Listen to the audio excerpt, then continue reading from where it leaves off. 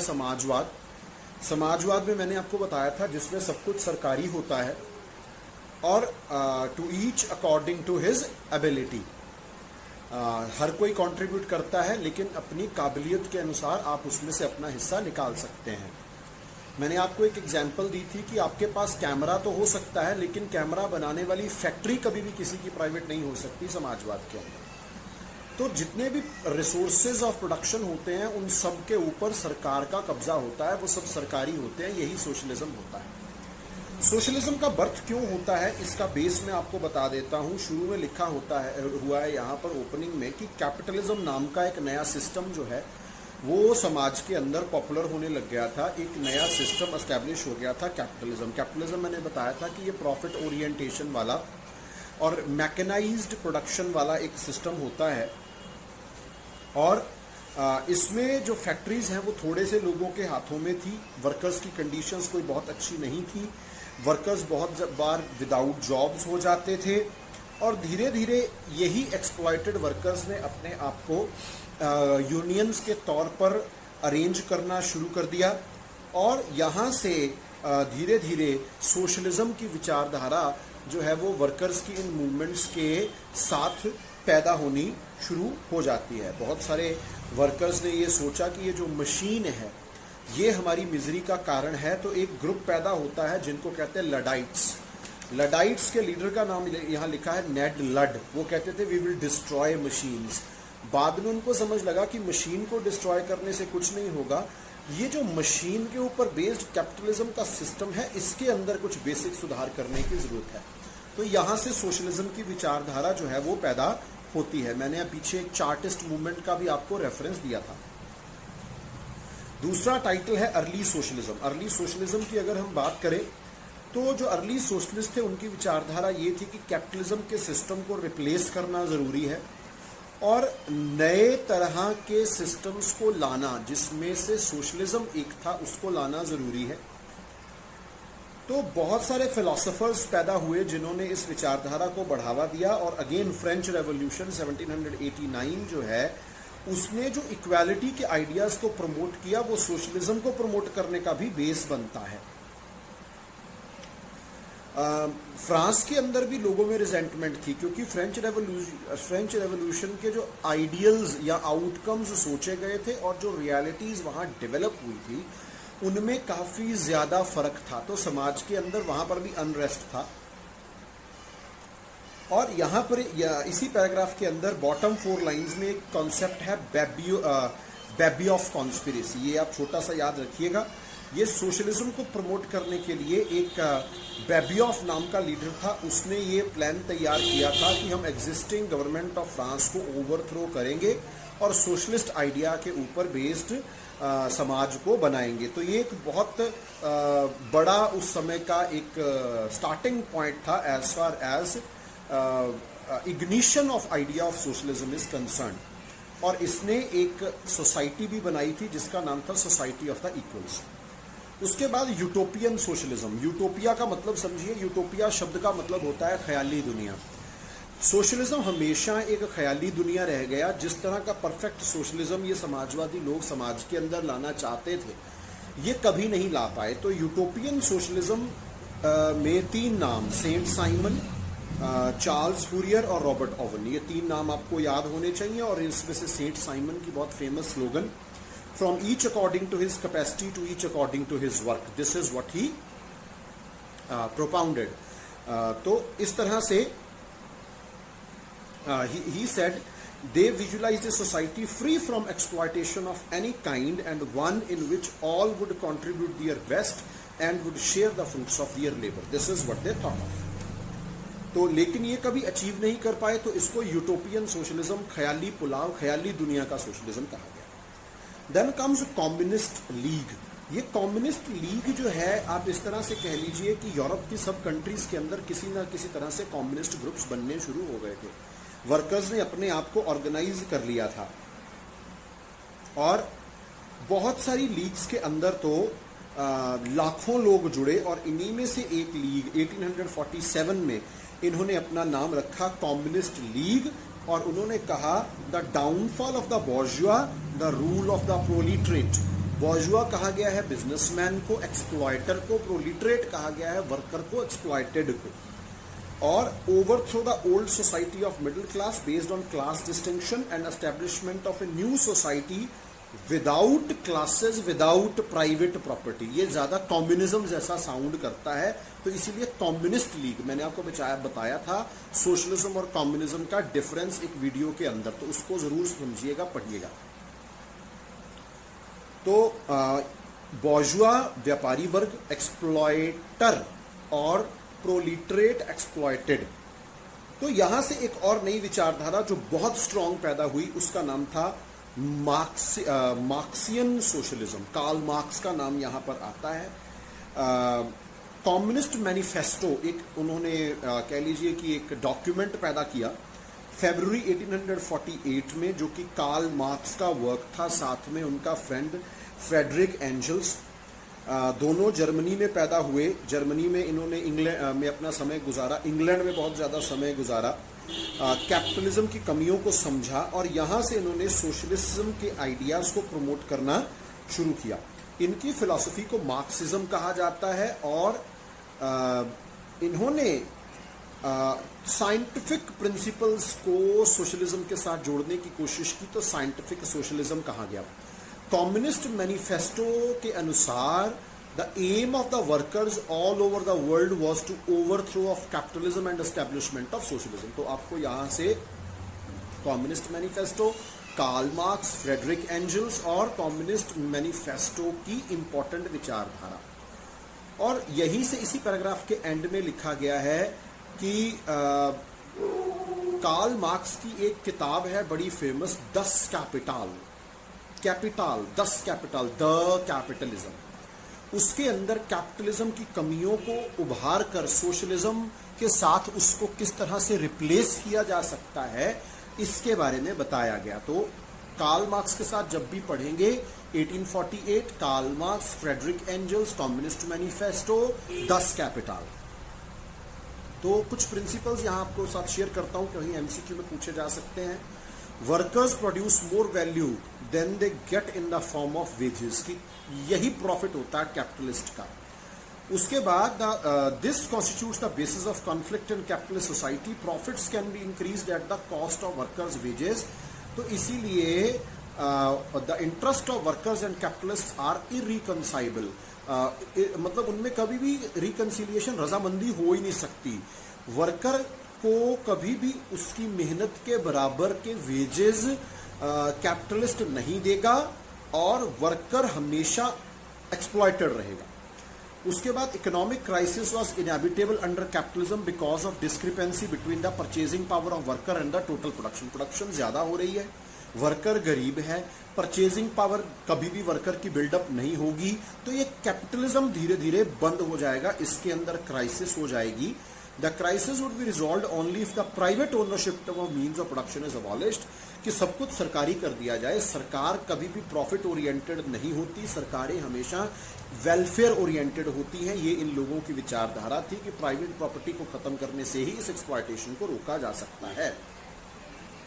धीरे धीरे ये एक्सप्लॉयटिंग क्लास जो है वो डिसअपीयर हो जाएगी, एक क्लासलेस सोसाइटी बनेगी और there would be no difference between what was good for the individual and for the society as a whole. जो एक इंसान के लिए अच्छा होगा वो पूरे समाज के लिए अच्छा होगा, जो पूरे समाज के लिए अच्छा होगा वो एक एक इंसान के लिए अच्छा होगा। तो ये सोशलिज्म के 4 इंपॉर्टेंट पॉइंट्स हो गए। तो इन जो कार्ल मार्क्स की विचारधारा है उसकी वजह से दुनिया भर की कंट्रीज में हमें उस समय सोशलिज्म, कम्युनिज्म के बहुत जबरदस्त आंदोलन जो हैं वो देखने को मिलते हैं, रेवोल्यूशंस देखने को मिलती हैं। यूरोप में सब जगह पर रिवोल्ट्स होते हैं ऑटोक्रेटिक गवर्नमेंट्स को हटाने के लिए, डेमोक्रेसी को लाने के लिए। और इटली, जर्मनी में भी वहाँ पर नेशनल यूनिफिकेशन होती है और सब जगह पर इस कम्युनिस्ट विचारधारा का जबरदस्त प्रभाव आता है। तो यहाँ से कॉन्सेप्ट निकल के आता है फर्स्ट इंटरनेशनल, डेट याद रखना जरूरी है 1864। ये एक्चुअली में आप इसको कह लीजिए कि it was international working men's association. तो वर्कर्स की एक यूनियन थी, 1864 में बना, जिसका जनरल नेम पड़ा फर्स्ट इंटरनेशनल। तो socialism stepped on the stage of history as a world movement. तो दुनिया भर में, क्योंकि ग्लोबली इसके साथ लोग जुड़े थे, लाखों लोग इसके साथ जुड़े थे। और पहली मीटिंग जो है ये लंदन में, जहां पर Britain, France, Italy, Germany, Poland, Switzerland सबके लोगों ने अटेंड किया। Marx drafted an address to the working class और became the famous as the inaugural address of the International Working Men's Association। तो जिसमें वर्कर्स को ये अबॉलिशन, ये एम्स दिए गए थे कि हमें रिवोल्ट्स करने हैं, हमें रेवोल्यूशंस करनी है और abolition of all class rules हमें करना है। और वर्कर्स के स्ट्रगल को एक यूनिवर्सल रूप देने की बात इसके अंदर की गई थी। और the address ended with the slogan as the communist manifesto, proletarians of all lands unite. याद रखिएगा कि ये फर्स्ट इंटरनेशनल का एंडिंग स्लोगन था। प्रोलिटरेट मैंने आपको बता दिया कि एक्सप्लॉइटेड क्लास या worker class. From the time of its formation the international was considered by the governments of the time as a menace. और इसको एक्सटर्मिनेट कर रहे, क्योंकि सरकारें इस वर्कर मूवमेंट से डरती थी, तो इसको खत्म करने के लिए सरकारें शुरू से ही जोर जो है वो लगा रही थी। और जब प्रूशिया मतलब जर्मनी और फ्रांस के बीच में वॉर होती है, मैंने आपको कल बताया था ये, तो उसमें 1870 में वर्कर्स ने बहुत बढ़ चढ़कर पार्टिसिपेट किया। और फ्रांस के अंदर The war was condemned both by German and French workers as a crime committed by the French and Prussian dynasties। और इन वर्कर्स ने अपने अपने देशों के अंदर डेमोक्रेसीज को एस्टैब्लिश करने के लिए बहुत जबरदस्त तरीके से पार्टिसिपेट किया। देन कम्स पेरिस कम्यून इन 1871। डेट याद रखना जरूरी है, ये भी एक बॉडी थी, पेरिस कम्यून। अब पेरिस कम्यून क्या थी इसको समझते हैं।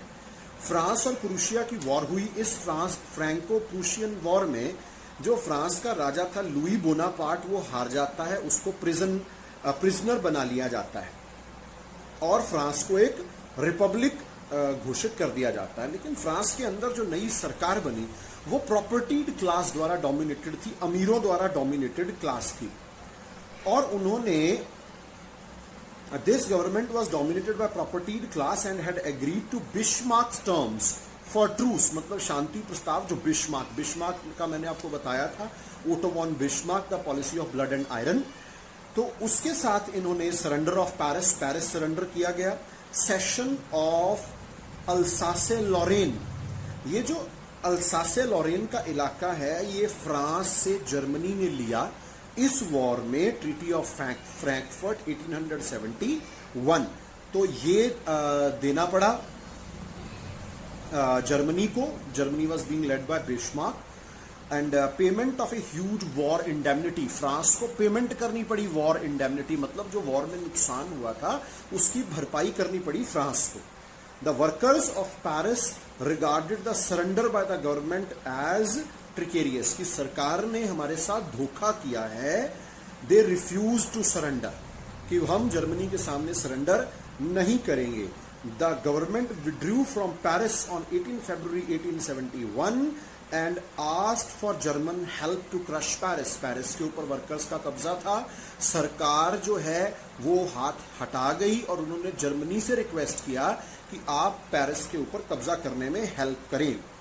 The workers of Paris elected a council 28 March 1871 में, जिसका नाम है पेरिस कम्यून।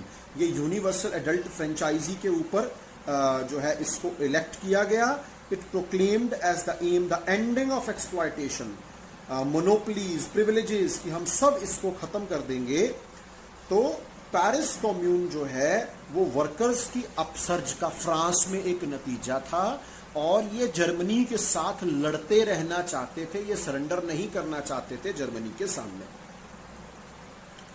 और धीरे धीरे फिर जर्मन फोर्सेस ने यहाँ पर जो है वो हमला करना शुरू किया, फ्रेंच आर्मीज ने यहाँ पर हमला करना शुरू किया और धीरे धीरे 21 मई आते आते पेरिस जो है वो अंडर अटैक था। बैटल कंटिन्यूड रही और 28 मई को ये कम्यून जो है वो एक्सटर्मिनेट कर दिया गया और वर्कर्स जो है वो बहुत बड़ी मात्रा में इस स्ट्रगल के दौरान मारे गए। The demise of first international, Paris commune खत्म होने के साथ ही धीरे धीरे करते करते फर्स्ट इंटरनेशनल को भी खत्म कर दिया गया और ये स्प्लिट हो गई 1872 में। फॉर्मली इट वाज डिसॉल्व्ड इन 1876, ये डेट याद रखिएगा 1876। और धीरे धीरे इसी समय के बाद यही विचारधारा दोबारा गैदर होनी शुरू हुई और उसी में से बर्थ होगा सेकंड इंटरनेशनल का। और सेकंड इंटरनेशनल जो है ये आप कह लीजिए कि 1889 सेकंड पैराग्राफ से सोशलिस्ट पार्टीज उस समय दुनिया की अलग अलग कंट्रीज में काम कर रही थी। 14 जुलाई 1889 को, जो कि सेंटिनरी थी, 100 साल हो चुके थे 1789 की फ्रेंच रेवोल्यूशन को, तो उस दिन सेकंड इंटरनेशनल का इनॉग्रेशन होता है। और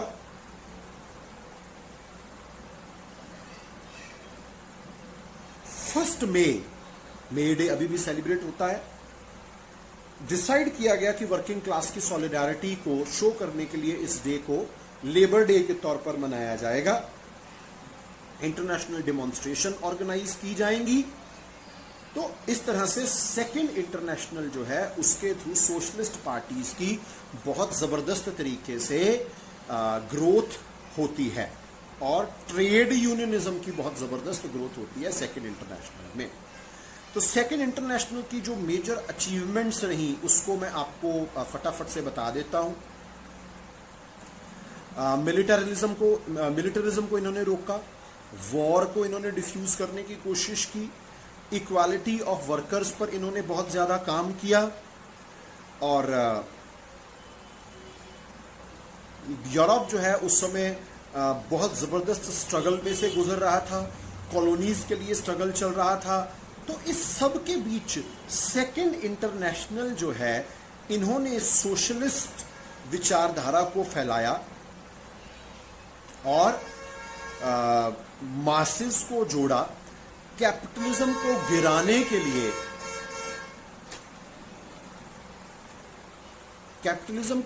के लिए इन्होंने ग्लोबल लेवल पर एक स्टेज का निर्माण किया। सेकंड इंटरनेशनल के दौरान कॉलोनियलिज्म के ऊपर बहुत लंबी चौड़ी बातचीत होनी शुरू होती है ग्लोबल स्केल पर। और 1904 की जो कांग्रेस थी, जो मीटिंग थी, उसको दादाभाई नारोजी, जिनको grand old man of Indian politics कहा जाता है, उन्होंने इसको अटेंड किया और उन्होंने इंडिया के फ्रीडम के कॉज को सेकंड इंटरनेशनल के स्टेज पर प्रोजेक्ट करना शुरू किया। तो अगर हम इसकी इवैल्यूएशन देखें तो सोशलिस्ट मूवमेंट ग्लोबल स्केल पर सक्सेसफुल तो नहीं हो पाई, लेकिन कैपिटलिज्म की कमियां, कैपिटलिज्म की प्रॉब्लम्स उभार कर सामने लाने में इस सोशलिज्म के दौर का बहुत बड़ा हाथ रहा और ये एक पावरफुल पॉलिटिकल मूवमेंट बनकर उभरती है इस समय के दौरान। और दुनिया में सोशलिज्म, डेमोक्रेसी, नेशनलिज्म, इस तरह की विचारधाराओं को प्रमोट करने का काम इसने किया। यहां दो टर्म्स हैं, पहली है ज़ोल्वरीन, ये कस्टम यूनियन, ये German custom union established in 1834 under the Prussian leadership, जिसमें इन्होंने जर्मनी में एक फ्री ट्रेड एरिया बनाया और ये जर्मन यूनिफिकेशन की तरफ एक स्टेप था। जब सब स्टेट्स आपस में फ्रीली ट्रेड करेंगी तो यूनिफिकेशन करना आसान हो जाएगा। मैंने आपको बताया कि जर्मनी में 38 स्टेट्स थी, 22 पहले जुड़ी, 16 बाद में जुड़ी थी। फिर एक टर्म आती है रियल पॉलिटिक। जब भी आप ओटो वॉन बिस्मार्क के बारे में कभी भी पढ़ेंगे जर्मन यूनिफिकेशन के दौरान, तो उसके साथ policy of blood and iron और दूसरी पॉलिसी थी realpolitik. Realpolitik Bismarck used to say कि आप इम्प्रैक्टिकल बातें मत कीजिए। पॉलिटिक्स जो है वो थ्योरी बेस्ड नहीं होनी चाहिए, वो प्रैक्टिकल बेस्ड होनी चाहिए।